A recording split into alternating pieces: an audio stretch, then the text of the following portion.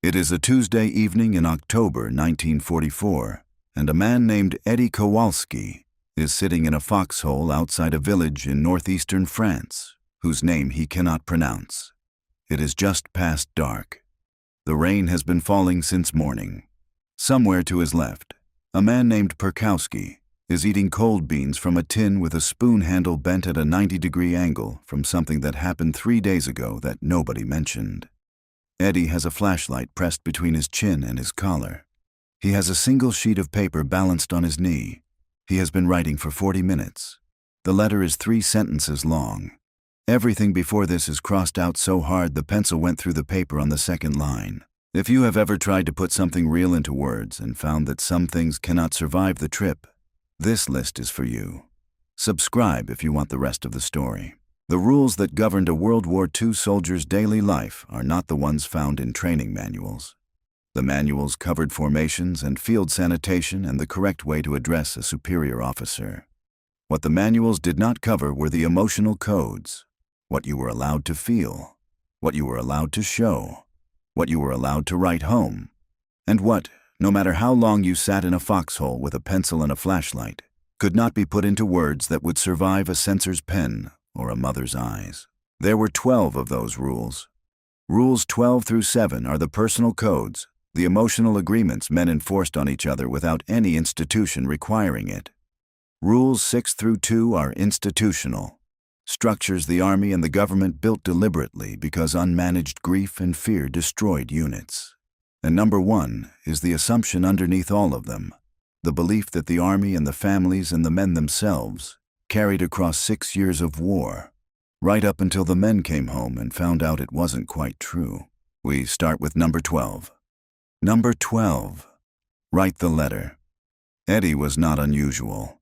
Across the European and Pacific theaters, millions of men sat down to write letters home and found themselves in the same place, holding a pencil over a page, unable to figure out what the truth looked like once you cleaned it up enough to send it through the mail. The convention was clear without anyone stating it. You reassured, you minimized. You asked about the garden and whether the car was running and whether your mother's hip was any better. You said you were eating fine. You said the men in your unit were a good bunch. You wrote the phrase "don't worry about me" so many times across so many letters that it became its own kind of sentence, a sentence that meant something had happened that you were not going to describe. The rule was not to lie exactly. The rule was to protect the people at home from what the people at home could not carry. Most men understood this as a kindness. Some understood it as the only way to keep home feeling like something you could still return to. Number 11. Show nothing on your face. Fear in combat was not a secret. Every man in the unit knew the other men were afraid. The knowledge was universal and completely unspoken. What you did not do was display it in a way that created contagion. The man who let the fear show in his jaw or his hands or the way he couldn't look in a specific direction for too long was a liability. Not because he was afraid, because his fear was visible, and visible fear spread. Veterans who wrote about this describe it with remarkable consistency. The face was a performance. Everyone was performing. Everyone knew everyone else was performing, and that mutual knowledge was the entire point.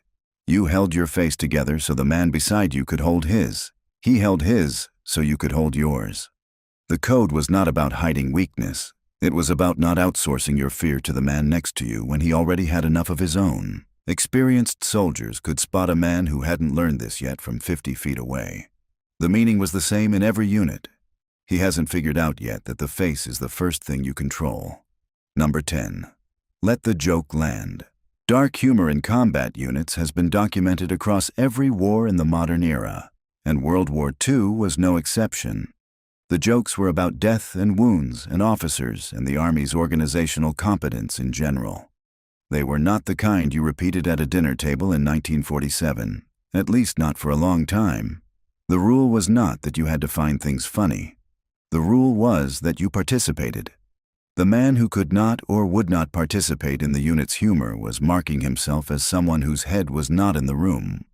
Laughter in a foxhole was proof of function, proof that you were still present, still connected, still able to process what was happening rather than being consumed by it. A man who couldn't laugh was already starting to go somewhere else inside, and the unit noticed. There was a line, though. You did not joke about the specific man who had just been killed. Not yet. That took time. The general category of death was open season. The death of the man whose boots were still warm 20 yards away was not. That distinction was never written down. Every man in every unit understood it anyway. Number 9. Know your job and only your job. The strategic picture was not available to the average infantryman and was not supposed to be. This was partly operational security. It was also something more practical. A man who understood the full scope of what he was part of had too many variables running in his head at the same time. Knowing too much created paralysis. The rule was narrower and cleaner. Your job was from here to there. Someone else had the rest.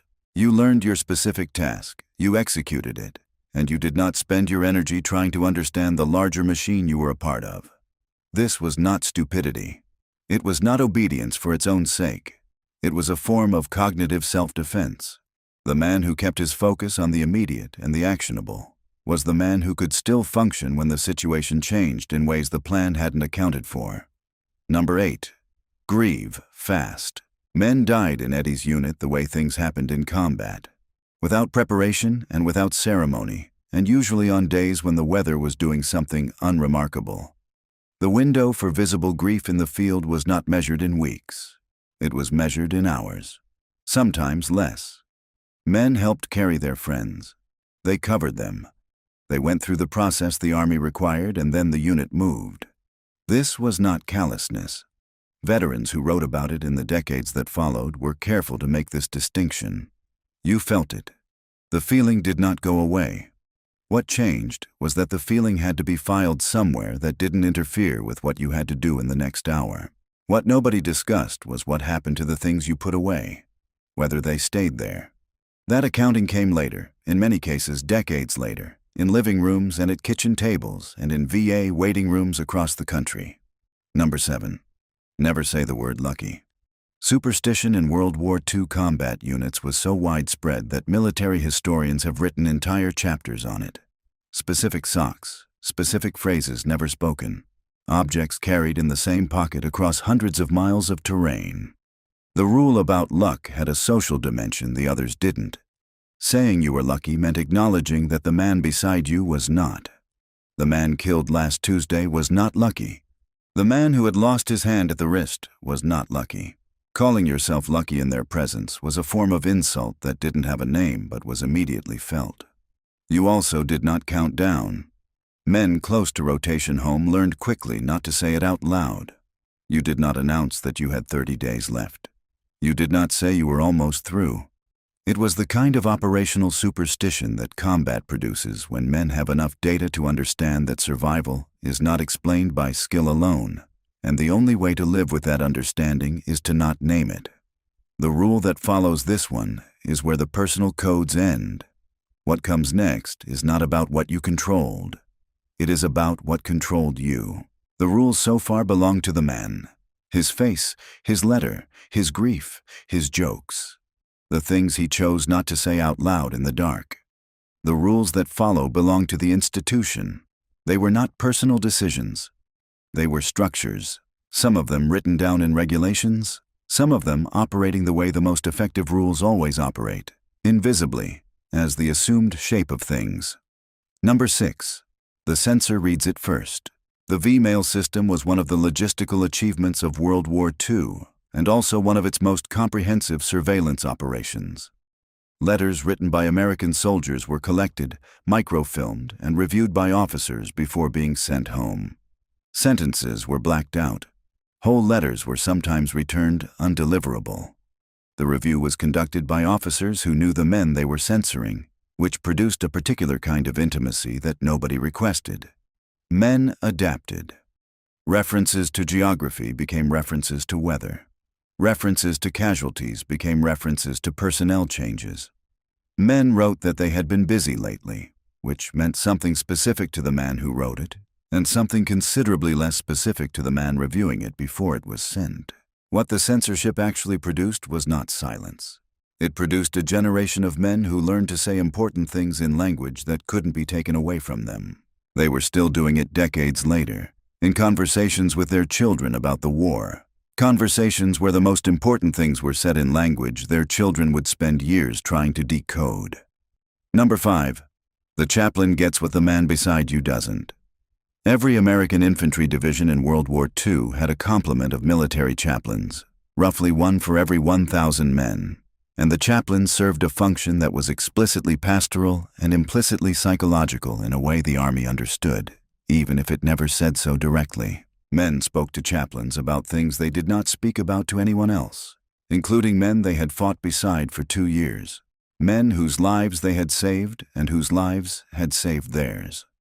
The institutional separation of the confession from the unit was the point.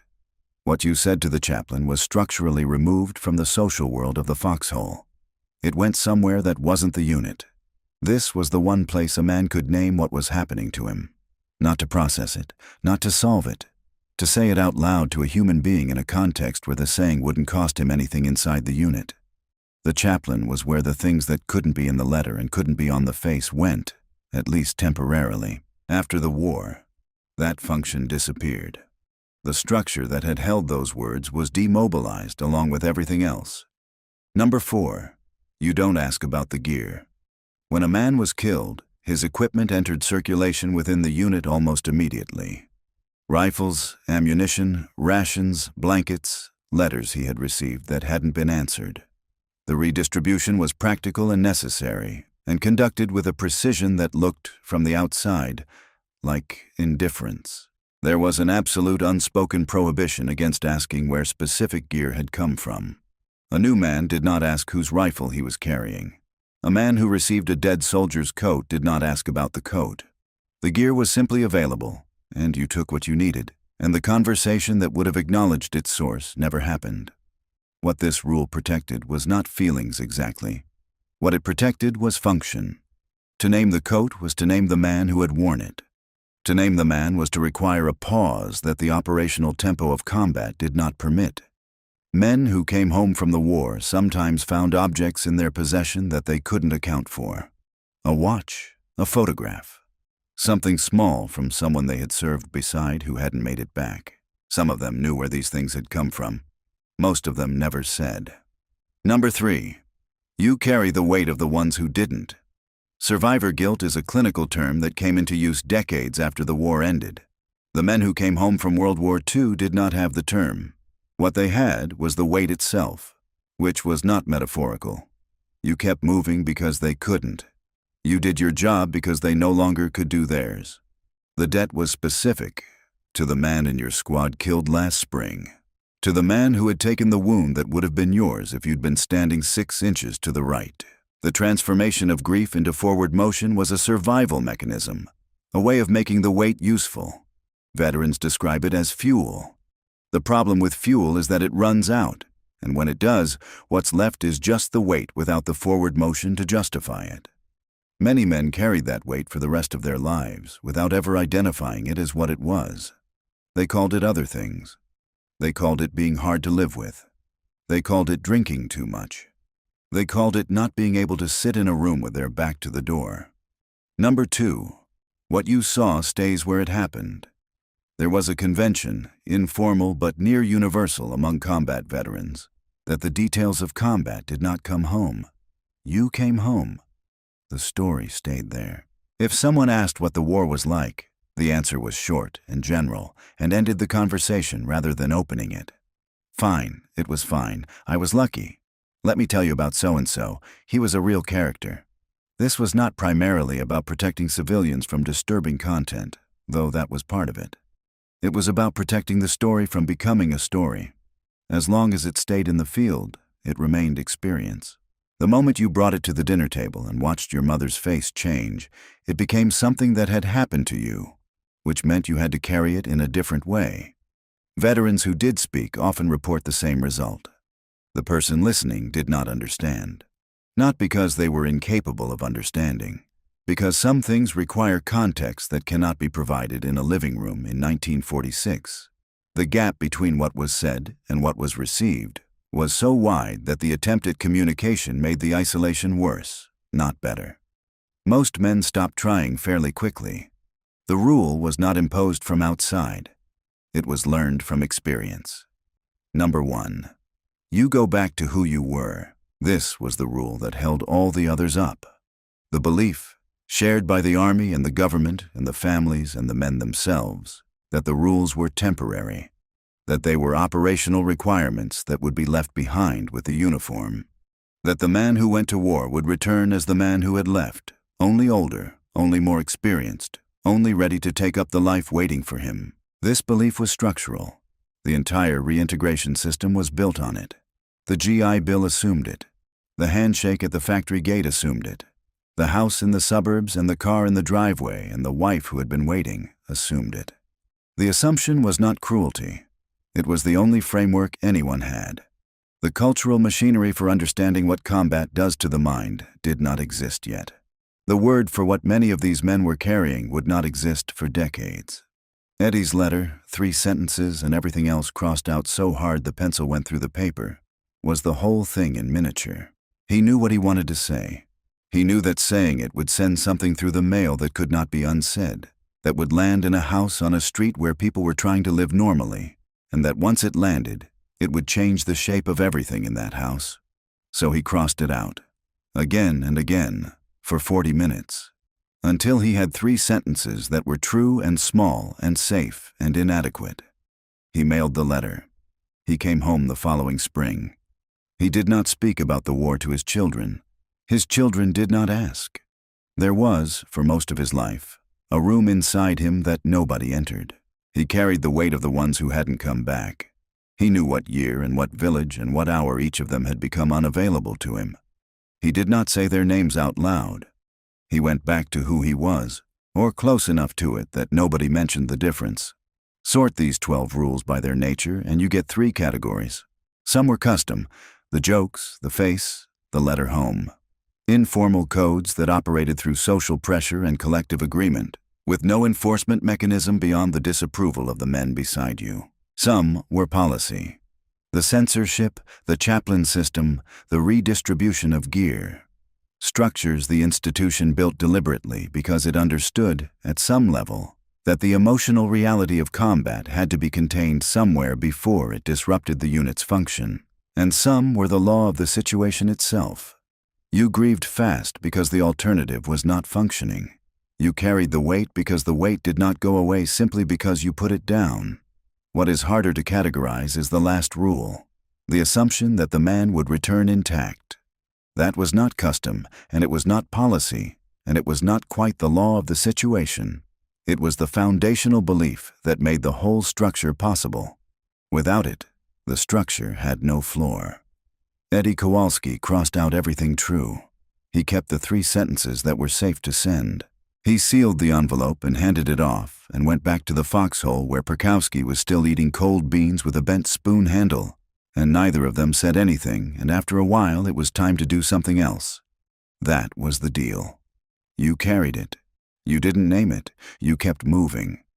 The question the history asks, not with judgment but with genuine curiosity, is whether that was the only deal available, or whether it was simply the only deal anyone thought to offer. If this stayed with you, if you found yourself thinking about Eddie's letter and what went into the crossed-out lines, hit subscribe. There is more honest history like this waiting for you. The next story is ready when you are.